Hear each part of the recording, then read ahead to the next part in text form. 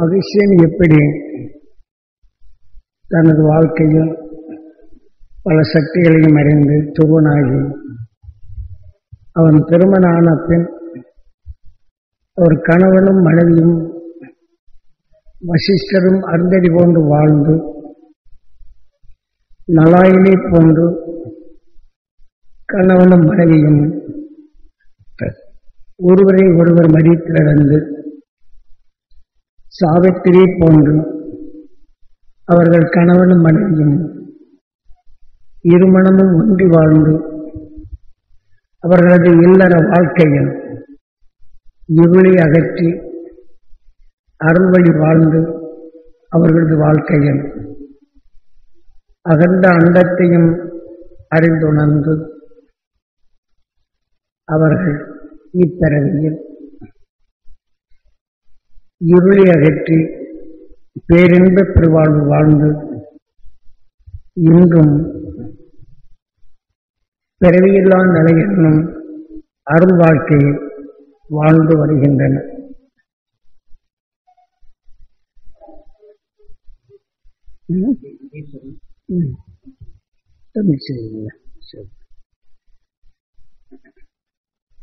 இந்த லைட்டை போட சொல்லு.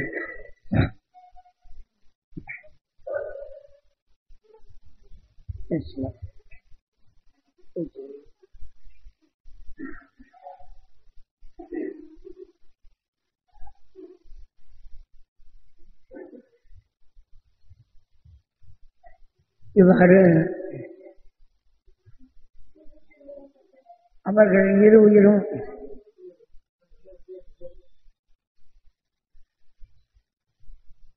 உயிரும் ஓர் உயிராகி அவர்களது இல்லற வாழ்க்கையில் பேரருள் பெற்று பேரின்ப பெருவாழ்வாக வாழ்ந்து வருகின்றனர். அதாவது புழுவிலிருந்து நாம் மனிதனாக பறந்து வந்தாலும் பரிணாம வளர்ச்சியில் மனிதனாக வருகின்றது. பரிணாம வளர்ச்சியில் மனிதனாக வளர்ந்த பெண் கடைசி நிலையும் அகசியன் கணவனும் மனைவியும் இரு உயிரும் ஓர் உயிராகி உணர்வின் ஒளியாக பெற்று ஒளியின் உடலாக இன்றும் வாழ்ந்து கொண்டிருப்பது துருவ நட்சத்திரம். அதனின்று வரக்கூடிய உணர்வினை பின்வந்த மனிதர்களில் அதை கணவனும் மனைவியும் அதே போல எடுத்து அந்த உணர்வின் சக்தி பெற்ற பின் அவர்கள் அந்த துருவ நட்சத்திரத்தின் ஈர்ப்பு வட்டத்தில் இன்றும் பிறவியில்லா நிலை கொண்டு வாழ்ந்து வருகின்றனர். அவர்கள் சப்த ரிஷிகள் என்று 6வது அறிவு 7வது நிலை பெறுவதுதான் சப்த ரிஷிகள் என்பது. இப்படி சப்தரிஷி மண்டலங்களாக வாழுகின்றன. நமது உயிர்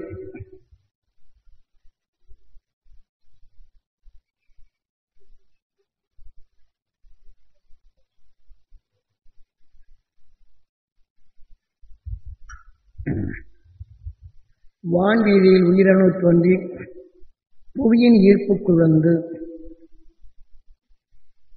அது விஜய தசமி என்று 10வது நிலை அடைந்தவர்கள் அகர்ஷணம் அவர் மனைவி அருந்ததியும் அவர்கள் இருவரும் ஒருவரும் ஆகி இன்று ஒரு துருவ நட்சத்திரமாக வாழ்ந்து கொண்டிருக்கின்றனர். இப்போ வான்வீதியிலே தோன்றிய உயிருக்கு பேர் விஷ்ணு என்றும் அந்த விஷ்ணு என்றால் எப்படி அந்த உயிரின் இயக்கம் ஈசன் என்றும் அந்த இயக்கத்தால் ஏற்படும் வெப்பம் விஷ்ணு என்றும் ஈர்க்கும் காந்தம் லட்சுமி என்றும் காரணத்தில் வைக்கின்றன.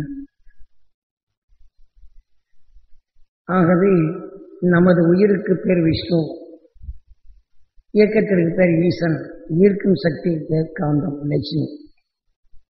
இப்படி நம்ம உயிர் நம் உடலில் இந்த நிலை இயங்கிக் கொண்டே உள்ளது.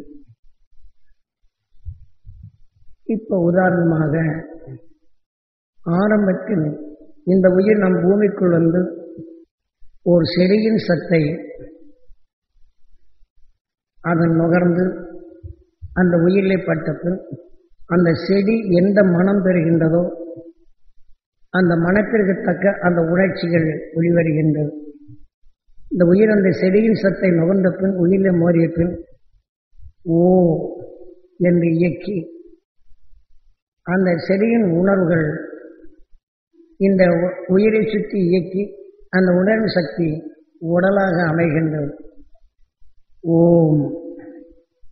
ஆகவே அந்த செடியின் சத்து உடலாக அமையும் போது அது அணுக்களாகி அணுவின் மலம்தான் அந்த உடலாகின்றது, சிவமாகின்றது. ஆகவே நம் உயிருக்கு பேர் சங்கு சக்கரதாரி என்று காரணம் தெரிவிக்கின்றன. அந்த செடியின் சத்து முதலில் நுகர்ந்த உணர்வு உயிரிலே பட்ட பின் அந்த சப்தம் அறிகின்றது. அதே சமயம் அந்த உணர்ச்சிகள் அந்த உடல் முழுதும் பரவப்பட்டு உடலின் அமைப்பாக வருகின்றது. இதை நாம் தெரிந்து கொள்வதற்காக செடியிலிருந்து வரக்கூடிய அந்த சத்தை சூரியனிலிருந்து வரக்கூடிய, அதாவது சூரியன் 27 நட்சத்திரங்களும் தான் கவரும் சத்தை இந்த சூரியன் தன் அருகிலே வந்த பின் பாதரசத்தால் மோதி வெப்பமும் காந்தமும் உருவாகின்றது. விஷம் பிரிந்து செல்லுகின்றது. பிரிந்து செல்லும் விஷத்தை இந்த காந்தம் பலவீனமான விஷத்தை இழுத்து தன்னுடைய இணைத்துக் கொள்கின்றது. அப்படி இணைத்துக் கொண்டால் வெப்பம் உருவாகும் சக்தி, காந்தம் அரவணைக்கும் சக்தி, விஷம் இயக்கும் சக்தி. இப்படி அந்த சூரியனிலிருந்து வெளிப்படக்கூடிய அந்த உணர்வின் அலைகள் பூமியின் ஈர்ப்புக்குள் வருகின்றது. இப்ப அந்த செடியில் இருந்து வரக்கூடிய சத்தை இந்த காந்தம் இழுத்து தன்னுடன் இணைத்துக் கொண்ட பரபிரம்மம். அதன் உணர்வின் சத்து இரண்டர கலந்து விட்டால் அந்த சத்தை சரஸ்வதி என்று காரணம் பெறுகின்றார். பிரம்மாவின் மனைவி சரஸ்வதி, பரபிரம்மாவின் மனைவி சரஸ்வதி. ஆனால் அந்த அணுவில் உள்ள விஷம் அந்த சத்தின் மனத்தை வெளிப்படுத்துகின்றது. ஆனால் புலனறிவு அஞ்சு. எந்த செடியின் சத்தை காந்தம் கவர்ந்து வெப்பத்துடன் இணைத்து கொண்டதோ அது பிரபிரமமாகி இந்த விஷயத்தின் தன்மை கொண்டு அந்த மனத்தை வெளிப்படுத்துவதனால் ஆதிசக்தி என்றும் அது லட்சுமணா என்றும் பெயரை சொல்வார். வெப்பம் விஷ்ணு, காந்தம் லட்சுமி, விஷம் ஆதிசக்தி என்றாலும் லட்சுமணா என்று பெயரைத்து. ஏன்னா இந்த காந்தம் விஷத்தை தன்னுடன் இணைத்துக் கொண்ட பின் லட்சுமணா என்றும், இந்த சுவையின் சத்து வெப்பம் வெளியெடுக்கும் போது நாம் அந்த எண்ணங்கள் வருகின்றது. நம் உயிரில் பட்டு அந்த உணர்வின் தன்னை வெளிப்படும் போது அந்த எண்ணங்கள் வருது. அந்த உணர்ச்சிகள் அந்த உடலை இயக்கச் செய்கின்றது என்பதை நாம் அறிவதற்கு விஷ்ணுவின் மறு அவதாரம் சீதா ராமன் என்று காரணத்தில் வைக்கின்றனர். நாராயணன் முதல், லட்சுமி நாராயணா என்றாலும் இதே உயிரணு இந்த சத்தின் தன்மை நுகர்ந்தால் விஷ்ணு என்றும், இந்த சத்தின் தவறை கவர்ந்து அது அணுவாகவிட்டால் இந்த உயிரை போல அந்த சத்தின் உணர்வின் தன்மை இயக்கும். அதனால்தான் 3வது அவதாரம் நாராயணன் அதே சூரியனால் நாம் இயக்கப்படுகின்றது. நமது உடலுக்குள் அந்த உணவின் சத்து உடலானால் அந்த அணு அதே உணர்வை பெற வேண்டும் என்று உயிரிலே மோதச் செய்ய போகும்போது எண்ணங்கள் வருகின்றன. அந்த உணர்ச்சியின் தன்மை கொண்டு இந்த உடலை வளர்க்க எந்த செடியோ அதை உணவாக உட்கொள்ள அது செல்லுகின்றது. அதனால்தான் நாராயணன் மறு அவதாரம் விஷ்ணு என்றும், விஷ்ணுவின் மறு அவதாரம் சீதாராமன் என்றும் காரணம் தெரிவிக்கின்றனர். ஆனால் வீவின் விஷ்ணு தத்துவம் ஆனாலும் இந்த செடியிலிருந்து வரக்கூடிய சத்தை அந்த காந்தப்புல நேர்வான அந்த அணுக்கள் இயக்கவிட்டால் இயக்க சக்தி என்று கொடுக்கும். ஒரு செடியின் சத்தை கவர்ந்தால் அந்த இயக்க அணுவாக மாறும்போது இந்த செடி மேல் இந்த உயிரணு பட்ட பின் இந்த சத்தை இந்த உயிர் ஈர்க்கின்றது. அதில் மோதும் போது ஓ என்று சப்தம் வருகின்றது. அந்த உணர்ச்சிகள் அந்த உடலை இயக்குகின்றது என்பதை நாம் அறிந்தாலும், இந்த உயிரான் அந்த செடியின் சக்தி உயிர் நுகரப்போகும்போது வினை இயக்கம், அந்த உணர்வின் சத்து இந்த உடலாகும்போது சிவம். சிவனின் பிள்ளை விநாயகன், சிவனுக்கு முந்தியவன் விநாயகன்.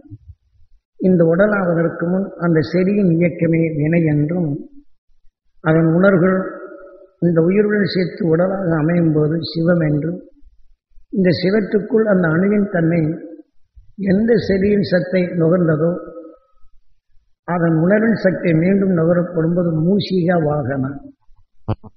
எந்த செடியின் சத்தை நுகர்ந்து உடலானதோ அது மனத்தால் நுகரப்படும் போது அதே செடியின் சத்து வாகனமாகி தன் இறை தேடி சென்று அது உணவாக எடுத்துக்கொள்ளும் சக்தி வருகின்றது. ஆக உயிரென்ற ஈசனான் உடலென்ற நிலை நாம் உருவானாலும், அது வினைக்கு நாயகனாக வாழ்ந்தாலும், இந்த உயிரைப் போலவே ஜீவானு உருவாகி அதனுடைய மலம் அந்த உடலாகின்றது. இப்படி உடலானால் இந்த எதிர்நிலையான வேற அதாவது இந்த செடிக்கு மாறாக வேற செடியின் மனத்தை நுகர்ந்தால் இதற்கு எதிர்நிலை. அப்ப இதற்கு எதிர்ப்பான உணர்வு வரப்படும் போது அது ரெண்டும் அது போர் செய்து இந்த சாதாரண ஒரு நல்ல செடிக்கு மாறாக ஒரு விசேஷியின் தன்மை நுகர்ந்து விட்டால் அது வலுவாகின்றது. அப்படி வலுவாகிவிட்டால் அது அந்த உயிர் அந்த உடல் உள்ள சிவத்தில் அது இயக்கக்கூடிய நிலைகளில் அந்த வேதனை என்ற உணர்வின் சத்து வளர்ந்த பின் கணங்களுக்கு அதிபதியாகி விடுகின்றது. அப்போ அந்த அணுக்கள் எல்லாம் அடக்கி இந்த விஷயத்தின் தன்மை கொண்ட அணுக்களாக அது உருவாக்கப்படும் போது இந்த சிவமான உடலை விட்டு இந்த உயிரான்மா சென்ற பின் எந்த விஷயத்தின் தன்மை எடுத்ததோ அதற்கு தக்கவாறு இன்னொரு உடல் பெறுகின்றது. இதே போல பல கோடி உடல்களில் சேர்த்துக்கொண்ட வினைகளுக்கு நாயகனாக என்று நம்மை மனிதனாக உருவாக்கியது நமது உயிர் விநாயகா. அதே சமயத்தில் விநாயகன் என்றாலும் உதாரணமாக மான் சாந்தமானது, அதே சமயத்தில் புல்லுகளையும் மற்ற நிலைகளும் அதை நுகர்ந்து மேஞ்சி மானின் ரூபம் பெற்றது. எத்தனையோ ஊடகங்கள் பெற்றது. இந்த மான் எதை எதை சுவைத்து வாழ்ந்ததோ அந்த மனத்தை எண்ணும் போது அது சுவாசித்து மூஷிக வாகனம் அந்த உணர்வுக்கொப்ப அந்த உணர்வுகளை வாகனமாகி தான் எந்த உணர்வின் சக்தி கொண்ட உடலானதோ அது இறை தேட செல்லுகின்றது. புலி இதே போல தன் இறைக்கு வருகின்றது, மானை பார்க்கின்றது, அதன் உணர்வை நுகர்ந்த பின் தனக்கு உகந்ததென்ற அந்த எண்ணங்கள் வருகின்றது. அந்த எண்ணங்கள் வந்த பின் மூஷிக வாகனம் அந்த மானை சுவாசித்து அது வாகனமாகி அந்த மானை அடித்து தனக்கு இரையாக எடுக்கச் செல்லுகின்றது. அதே சமயத்தில் இந்த புலியின் வேகமான உணர்வை மான் சுவாசிப்பதனால் இந்த புலியின் வேகமான உணர்வு மானின் உடலுக்குள் சென்று கணங்களுக்கு அதிபதியாகி இந்த மான் இந்த உடலை அடித்த பின் இந்த உடலை விட்டு வெளிவந்த இந்த உயிரான்மா அது வெளிவந்த பின் எந்த புலியின் உணர்வை இந்த உடலில் சேர்த்து கொண்டது மானை உருவாக்கிய அணுக்கள் புலியின் ஈர்ப்புக்குள் சென்று புலியாக பிறக்கின்றது. இப்படி நாம் எத்தனையோ கோடி உடல்களை ஒன்றுக்கு இரையாகி அதிலிருந்து தப்ப வேண்டும் என்ற உணர்வு வலுவாகி இப்படி பல கோடி உடல்களை கடந்து நம் முன் சேர்த்து கொண்ட வினைகளுக்கு நாயகனாக இந்த மனித உடலை உருவாக்கியது என்று தன் அனுபவத்தில் கண்ட அகசியன் இந்த முழு உண்மையை கூறுகின்றார். அதாவது யானையின் சிரசை மனித உடலில் பொருதி நாம் எத்தனையோ கோடி உடல் மிருகங்களிலிருந்து தப்ப வேண்டும் என்று ஒவ்வொரு உடலும் மறுத்து அதற்கு சேர்த்துக்கொண்ட வினைகளுக்கொப்ப யானையின் உடல் பெறுகின்றது. மனிதனுக்கொப்ப அந்த யானையின் ஞானம் உண்டு. இப்படி தம் ஞானத்தின் தன்மை கொண்டு வளர்ந்தது என்ற நிலையை மனித உடலில் யானையின் சிரசை போட்டு முன் மற்ற மிருக நிலைகள் சேர்த்துக்கொண்ட வினைகளுக்கு நாயகனாக இன்று மனிதனாக உருவாக்கியது. தீமைகளை நீக்க வேண்டும் என்ற உணர்வுகளை சேர்த்து சேர்த்து அதன் உணர்வுகளுக்கொப்ப சேர்த்து நாம் எப்படி பிறந்தோம் என்ற நிலையை இங்கே காட்டுகின்றன. இப்ப கணங்களுக்கு அதிபதியாகி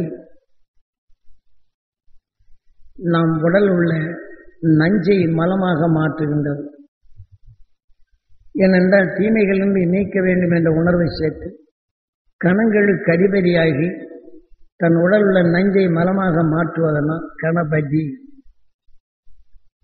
நம் உடல் உள்ள அணுக்கள் எல்லாம் கணங்களுக்கு அதிபதியாகி தீமைகளை நீக்கும் சக்தி வருகின்றது. இதையெல்லாம் யார் உருவாக்கியது? கணங்களுக்கெல்லாம் ஈசா கணேசா என்று உயிரை நினைக்கும்படி செய்கின்றன. இந்த மனித உடலை உருவாக்குவதற்கு ஈசனாக இருந்தது நமது உயிர் தான் கணேசா என்றும் அங்குச பாசவா.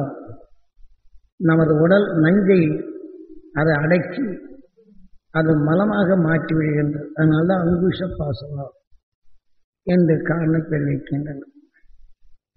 ஆகவே இந்த மனிதனாக பிறந்த உண்மையை அறிந்த அகஸ்யன்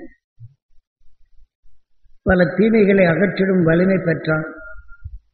அந்த வலிமையின் தன்மையை தன் திருமணமான பின் தன் மனைவிக்கு எடுத்துச் சொல்லுகின்றான் உண்மையின் இயக்கத்தை. அப்படி எடுத்துக்கொண்ட பின் அந்த மனைவியும் கணவன் பெற்ற அருளும் பெற வேண்டும் என்றும் கணவனுக்கும் மீண்டும் அந்த உயர்ந்த சக்தி பெற வேண்டும் என்றும் அவர்கள் இரு உயிரும் ஒன்றாகி அவர்கள் வாழ்க்கையில் ஒன்றான நிலை பெற்றதுதான். அப்ப ரெண்டு உயிரை சேர்த்து இந்த பூமிக்கு எப்படி இந்த சக்தி வருகிறது என்று துருவத்தை நோக்கி அந்த உணர்வினை கவர்ந்து தீமையை நீக்கிய உணர்வு ரெண்டு உயிரும் ஒன்றாகின்றது. இப்படி ஒன்றாகி இந்த உடலை வெற்றி சென்றவர்கள் எந்த துருவத்தின் வழியில் நம் பூமிக்குள் இந்த உயிரணு வந்ததோ ஆண் பெண் என்ற நிலைகள் சேர்த்து இரு உயிரும் ஒன்றாகி இந்த ஒளியின் உடலாக பெற்று இன்று துருவ நட்சத்திரமாக இருக்கின்றன. இந்த மனித உடலில் அல்லது உயிரணுக்களில் ஆண்பால் பெண்பால் என்ற இருமணங்கள் ஒன்றாக்கப்படும் போது இந்த உணவால் அவன் அதன் இனங்களை உருவாக்குகின்றது. இவர்கள் இருளில் நீக்கும் உணர்வின் தன்னை அவர்கள் பெற்றதனால் சூரியன் எப்படி ஒளிக்கதிர்களாக இருக்கின்றதோ அது எப்படி இருளை நீக்குகின்றதோ இதேபோல தனது வாழ்க்கையில் இருளை நீக்க வேண்டும் என்று சூரியன் இயக்கத்தை அகஸ்யன் உணர்ந்த உணர்வை தன் மனைவிக்கு சொல்லி அந்த மனைவியும் இருவரும் ஒன்றாகி வசிஷ்டரும் அந்ததி போன்று வாழ்ந்து நலாயினி போன்று கணவன் மனைவியை மறித்தும் மனைவி கணவனை மறித்தும் அவர்கள் வாழ்ந்தும் சாவித்திரி போன்று அவர்கள் இரு உயிரும் ஒன்றி இரு உணர்வு ஒன்றி இல்லற வாழ்க்கையில் இருளை அகற்றி பேரருள் பெற்று பேரின்ப பெருவாள் என்ற ஏகாந்த நிலைகள் பெற்றனர். இன்று ரெண்டு உடலாக இருந்தது இந்த மனித வாழ்க்கையில் ரெண்டு உயிரும் ஒன்றானது. இப்படி ஒன்றானதுதான் என்றும் ஏகாந்த நிலை என்று இந்த உயிர் வான்வீதியிலே தோன்றி இந்த உடலை விட்டு சென்ற பின் விஜய தசமி விஜயம் செய்த இந்த உயிர் முதல்ல சூரியன், இரண்டாவது உயிர் விஷ்ணு, மூணாவது சீதாராமன், அப்புறம் எண்ணம் கொண்டு பார்க்க வேண்டும் என்ற எண்ணத்தினால் நான்காவது கண்கள். இந்த நான்காவது கண்கள் ஆகும்போது அதற்கு பேர் பிரம்மம் என்று பொருள். ஒரு நோயின் உணர்வை நாம் நுகர்ந்தால் நம் கண் காத்து நமக்குள் பதிவாக்கி கண்ணுடைய சேர்ந்த காந்தப்பலன் அந்த நோயின் உணர்வை நம் உயிரில் மோதச் செய்யும்போது நமது நல்ல குணங்களும் அந்த கெட்ட குணங்களும் ஒன்றாகி அது பிரம்மமாகி விடுகின்றது. நாம் நல்ல குணத்தோட பிறருக்கு உதவி செய்தாலும் அந்த நோயின் உணர்வுகள் வலுவானது. நாம் நுகர்ந்து கொண்ட பின் இதோடு சேர்த்து அது பிரம்மமாகின்றது. இப்படி நமக்குள் என்று நல்லது என்னாலும் மனிதன் நிலைகளில் பண்பும் அன்பும் சேர்ந்தால் இந்த நோய் என்ற ஒரு நிலை உருவாகிறது. அப்ப பிரம்மமாகி நமக்குள் உடலின் தன்மை நோயாகின்றது. ஆக புலி தாக்கும் உணர்வு கொண்டு மான் நுகர்ந்தது, மானின் உயிர் நுகர்ந்த பின் பிரம்மமாகி அந்த உணர்வுகள் அந்த புலி எப்படி ஆனதோ அதே போல தன் அணுக்களில் உள்ளதாக்கி புலியானது. இப்படி நாம் பரிணாம வளர்ச்சி சொன்னால் கண்களால் பார்க்கப்படும் போது கூர்மை அவதாரம் என்றும், எதனையும் இணைத்து இதை கல்லை பார்த்து நுகர்ந்து உயிரை மோதப்படும்போது எதன் வலுவோ அதற்கு தக்க பரிணாம வளர்ச்சி செய்துதான் கூர்மை அவதாரம் என்னும். கண்களால் பார்த்து கூர்மையாகி எதன் வலு பெற்றதோ அதன் நிலை கொண்டு பரிணாம வளர்ச்சி அடைகின்றது. இப்படி பரிணாம வளர்ச்சி அடைந்து பல கோடி உடல்கள் இருந்து தீமைகளை நீக்கி நீக்கி நீக்கி பல உடல்களை பெற்று இதை உயிர் பல உடலை உருவாக்கி கடைசியில் பன்றியாக உருவாக்குகின்றது. அந்த பன்றிக்கு பேர் வராகன் என்று பேர். இந்த பன்றி சாக்கடையில் உள்ள நாக்கத்தை பிளந்து அதற்குள் மறைந்துள்ள நல்ல மனத்தை நுகர்கின்றது. அந்த நல்ல மனத்தை நுகர்ந்து கொண்ட பின் அதன் உணர்வுகள் ஒரு அழுக்கு தண்ணீர் நல்ல தண்ணி விட்டால் எப்படியோ இதே போல பல உடல்கள் தீமையை நீக்க வேண்டும் என்று எடுத்துக்கொண்ட உணர்வால் இந்த பன்றியாக உருவாகி அதே தீமைகளை நீக்கிவிட்டு நல்ல உணர்வை நுகர்ந்து நுகர்ந்து அது பரிணாம வளர்ச்சியில் பன்றி உடலை விட்டு வந்த பின் மனிதனாக உருவாக்குது பரசுராம். சாக்கிலிருந்து நாட்டத்தை நீக்கியது பன்றி. மனிதனான பின் அதே உணர்வுகள் நாம் சாப்பிடும் ஆகாரத்துக்குள்ளும் நஞ்சை மலமாக மாற்றிவிட்டு நல்ல உணர்வின் தன்மை நமக்குள் வரும்போது தீமை என்றால் அது சமப்படுத்தும் தன்மை பரசுராம். இது 7வது அவதாரம். பரசுராம் சமப்படுத்தும் தன்மை பெற்றது. இப்படி வளர்ந்த பின் தீமை என்று நாம் தெரிந்தால் அது வலிமையான நிலையில் நாம் நுகரப்படும் போது நம் நல்ல குணங்கள் அது செயலற்றதாகின்றது.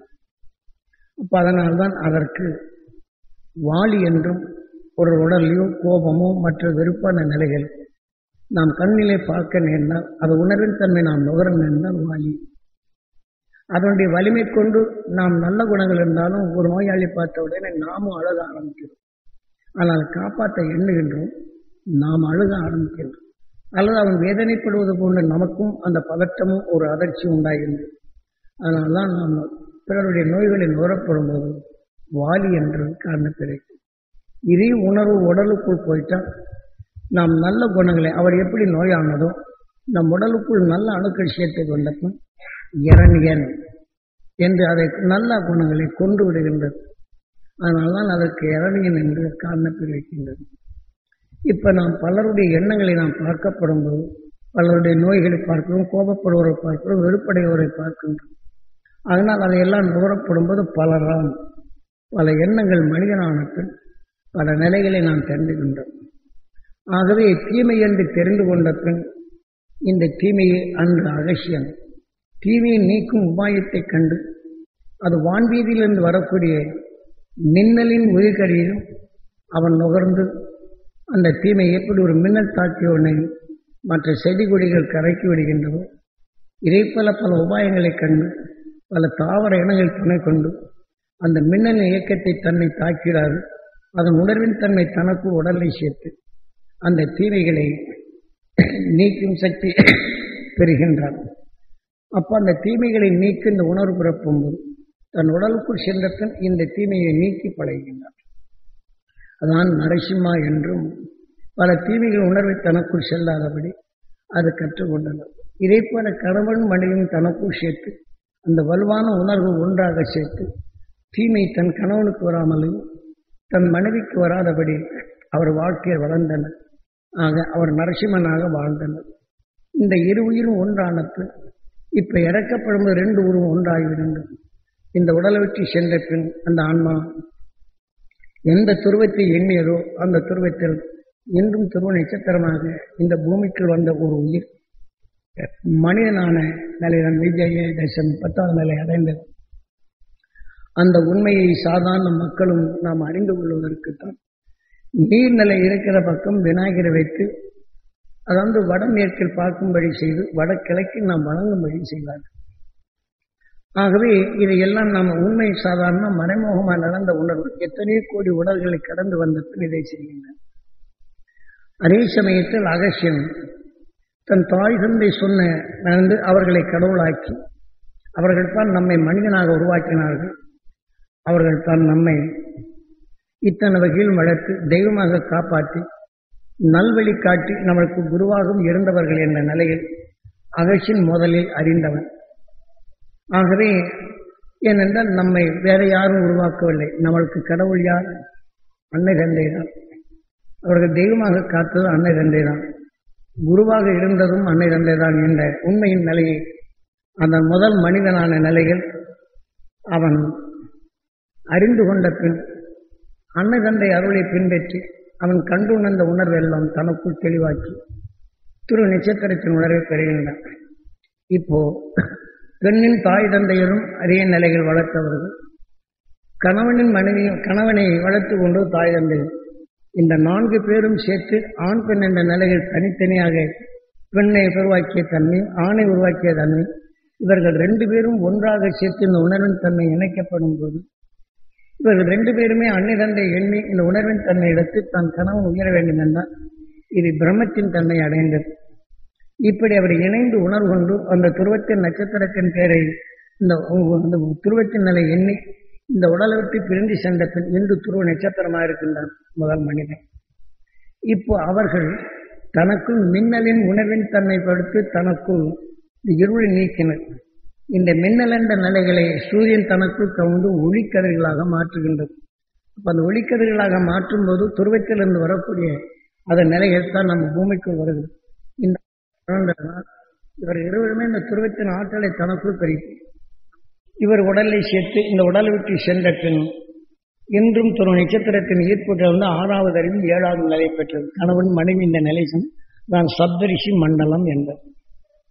இன்று நாம் மனிதனாக இருக்கப்படும் போது நம் குழந்தை மேல பாசமாக இருக்கின்றோம்.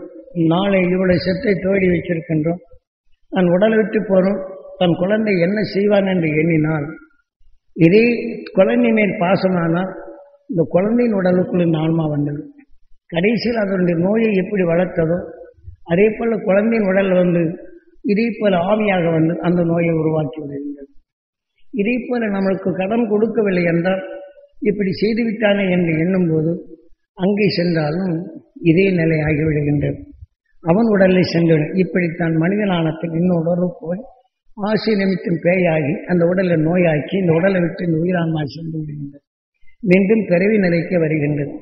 இதை போன்ற நிலைகள் எல்லாம் இருந்து விடுபடுவதற்கு இதை நாம் அறிந்து கொள்வதற்குத்தான் விநாயகரை வடிமேற்க வச்சு நாம் புழுவிலிருந்து மனிதனாக இந்த நாம் மனித உடலை உருவாக்கியது ஆதி மூலம் என்ற இந்த உயிர் இந்த கணங்களுக்கெல்லாம் ஈசா கணேஷா என்ற உயிரை வணங்கி இந்த உயிரால் அன்ன தந்தை என்னை மனிதனாக உருவாக்கினார்கள். இன்று நாம் மனிதனானேன். ஆனாலும் இப்போது நான் புல்லை தின்றேன், தலைத்தாம்புகளை தின்றேன், கனிகளை தின்றேன். இன்று மனிதனானத்தின் சுவைமிக்க உணவை படைத்து சாப்பிட இந்த உடலை பெற்றேன். இந்த பிள்ளை யார்? நீ சிந்தித்து பார் என்ற நிலைக்கு தான் அங்கே வைத்தது. இந்த உயிரால் வளர்க்கப்பட்ட இந்த பிள்ளை, ஆனால் அந்த உயிர்தான் தாய் தந்த உயிரால் உருவாக்கப்பட்ட இந்த பிள்ளை என்ற நிலை அந்த சிந்திக்கும்படி செய்கின்றோம். எல்லாம் மூசிக வாகனம் நாம் ஒவ்வொன்றும் சுவாசித்து அந்த வாழ்க்கையை அமைத்து இன்று இந்த வடமேற்கில் இருக்கப்படும் போது அன்னை தந்தை அருளால் நாம் மனிதனாகி இந்த உலகை நாம் அறிந்து கொள்ளும் நிலைக்கு என் அன்னை தந்தை கடவுளாக இருந்து தெய்வமாக இருந்து என் காட்டு இந்த மனித வாழ்க்கை தீமையை நீக்கும் உணர்வு ஊற்றி நெல்லுக்கொண்டு எனக்கு குருவாக இருந்தது என்ற நிலையை அதை எண்ண வைக்கின்றன. இப்போ நான் விநாயகர் கோயிலுக்கு போகும்போது என்ன செய்தாங்க? விநாயகர் வணங்க பேருக்கு இங்கிருந்து கூட்டமாக போகிறோம், செதற்காய் போட்டதும் பேசாமல் வந்துடலாம். இந்த திருப்பூட்டப்படும் போது அந்த விநாயகர் முன் செய்த பின் இந்த நிலையெல்லாம் எண்ணி தன் நல்ல தந்தை அவர் முதல்ல மனிதனானார்கள். அவர் உணர்வில் என்னை மனிதனாக்கினார்கள். எல்லாவற்றையும் தெரியும் அறிவை கொடுத்தார்கள். அது அந்த அன்னை தந்தை அருளான் நாங்களும் வசிஷ்டரும் அறிந்தது போல வாழ்ந்த அகசியனை போன்று நலாயினை போன்று நாங்கள் ஒருவர் மதித்து நடந்து சாவித்திரி போன்று எங்கள் இருமணம் ஒன்றி வாழ்ந்து இந்த இருளை நீக்கி பேரருள் பெறும் அந்த அருசக்தி பெற வேண்டும் என்று அந்த விநாயகருக்கு இது வினையாக்கி எனக்கு நாயகனாக எங்கள் வாழ்க்கை அமைய வேண்டும் என்று இப்படி செய்வதற்காக தான் ஞானிகள் இந்த விநாயகர் சிலை வைக்கும். யாரும் இதை போய் சொல்லி தரல. எந்த கூடமாக போக வேண்டியது கண்டிஷன் சொன்னால் செதற்காய் வச்சுக்க வேண்டியது. அங்கே போன உடனே மந்திரங்களை ஓடி திருமணத்தை செய்தது. இப்படித்தான் நம்ம பழக்க வழக்கங்கள் இருக்கின்றது. அதனால அந்த விநாயகரின் அகசியம் எப்படி பெற்றாலும் அதே போல எங்கள் வாழ்க்கையில் அந்த சக்தி பெற வேண்டும் என்று அந்த தொடர் நிகழ்ச்சி அந்த துருவ நட்சத்திரத்தின் பேரருளும் பேரொழியும் நாங்கள் பெற வேண்டும். எங்கள் உடல் முழுதும் படர வேண்டும். எங்கள் ஜீவான்மா ஜீவானுக்கு பெற வேண்டும். எங்கள் அன்னதண்டை பெற வேண்டும் என்று எண்ணிவிட்டு நாங்கள் திருக்கூட்டவருக்கும் என மணமகனுக்கு அந்த துருவ நட்சத்திரத்தின் பேரருளும் பேரொழியும் பெற வேண்டும். என் கணவருக்கு நிலை பெற வேண்டும். என் மனைவிக்கு பெற வேண்டும். எங்கள் இருமனும் ஒன்றி வாழ வேண்டும். பேரருள் பெற வேண்டும் என்று இப்படி எண்ணி அந்த உணர்வை பெறச் செய்யும். இப்போ அந்த துருவ நட்சத்திரத்தின் உணர்வு பெற்றுக்கொண்டால் எப்போதும் நமது வாழ்க்கையில் வரும்போதெல்லாம் நமது அன்னை எண்ணி இதை ஒரு வேதனைப்படுகிறார் என்று வைத்துக் கொள்வோம். இப்போ இதையும் முறைப்படி செய்தால் அம்மா என்று இயங்கினால் அந்த தாயின் உணர்வு நமக்குள் இருக்கின்றது. அந்த தாயின் உணர்வை தனக்குள் பெற்று அந்த உணர்வின் வழி கொண்டு நம்ம வாழ்க்கையில் அந்த தீமைகளை நீக்கக்கூடிய சக்தி தாய்க்குண்டு.